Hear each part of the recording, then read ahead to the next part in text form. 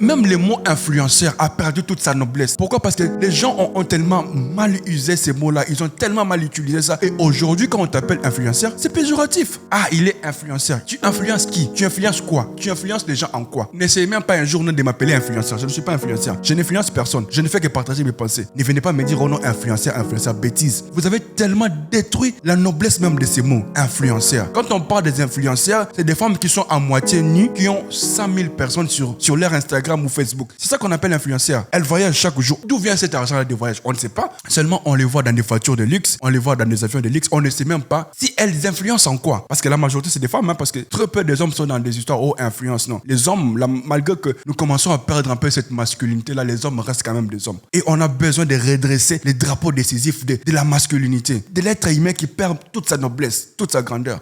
Revenons aux sources. Soyons des hommes forts, des femmes fortes, des femmes de valeur. Cette femme de valeur, aujourd'hui la femme est partout dans le coin de la rue. Tu veux avoir une femme, tu la baises facilement sans problème. Mais à l'époque, c'était pas le cas. La femme, elle était respectueuse, elle couvrait son corps. D'où est venue cette mentalité de s'exposer comme des singes? D'où est venue cette mentalité d'exposer sa nudité comme ça? La mentalité là, elle nous vient d'où? Comment est-ce possible? Comment une femme qui s'appelle une femme de valeur? Parce que moi je pense qu'une femme de valeur, c'est cette femme là qui couvre son corps, qui donne de la valeur à son corps. La majorité des hommes que tu attireras vers toi, ce sont des hommes qui chercheront juste à voir ton corps et puis partir. Tu penses qu'en exposant tes seins, en exposant tes fesses, les gens, ils auront tendance à venir vers toi pour te marier. Bon, à moins que tu sois une femme hybride, hein, celle qui cherche vraiment à se prostituer sur Internet, là on peut comprendre. Bon, après on peut aussi comprendre, hein, la prostitution, c'est devenu aussi un métier où on voit des femmes vendre leur corps sur Internet. Il y a des sites officiels où les femmes peuvent vendre leur corps. Allez-y là-bas. Ne venez pas nous exposer vos corps. On n'a pas besoin de vos corps. Ne venez pas nous exposer vos corps sur TikTok, sur Instagram. Non. Allez-y, il y a des sites où vous pouvez exposer vos corps là-bas pour vendre. Ici, on a besoin d'une communauté qui réfléchisse. On a besoin de femmes intéressantes, des femmes capables de diriger. Quelqu'un a dit une fois, si vous éduquez une femme, vous éduquez toute une nation. Mais dites-moi, quelle sera la génération de demain avec toutes les femmes que nous avons ici? Toutes ces femmes-là qui exposent leur corps comme si c'était de la marchandise. Une femme de valeur, ce n'est pas celle qui va remuer son corps sur Internet, non. Une femme de valeur, ce n'est pas celle qui va exposer ses seins sur Internet, non. Et aussi, une femme de valeur, ce n'est pas celle qui va acheter une voiture ou bien qui roule carrosse, non. Une femme de valeur, ce sont les valeurs internes, le respect du corps,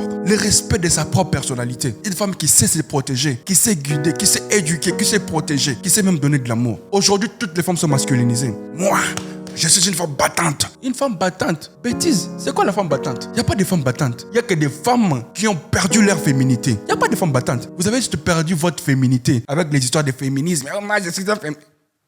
Pardon, hein. Je sais qu'on va bloquer cette vidéo, mais on s'en fout. Certaines choses, il faut les dire. On sait qu'il y a de très bonnes femmes, des femmes de valeur qui savent se respecter, qui ne sont même pas sur les réseaux sociaux, qui sont très respectueuses, qui ont gardé cette féminité, qui peuvent t'anéantir, te détruire juste avec une petite voix. Elles sont là, elles existent. Ce n'est pas en venant crier « Moi, je suis comme ça ». Non. Ce n'est pas en criant comme ça que tu vas être une femme battante ou bien une femme imposante, non. Raison pour laquelle vous finissez seul, c'est parce que vous voulez être comme les hommes. Comment toi, une femme qui a été créée avec un cœur pur, avec une douceur, tu veux te comporter comme un homme. Raison pour laquelle vous restez des célibataires, vous restez 40 ans, 50 ans, c'est parce que vous voulez vous comporter comme des hommes. Aucun homme n'acceptera de vivre avec un homme dans la maison. Peut-être les ma chérie, mon frère, on peut comprendre.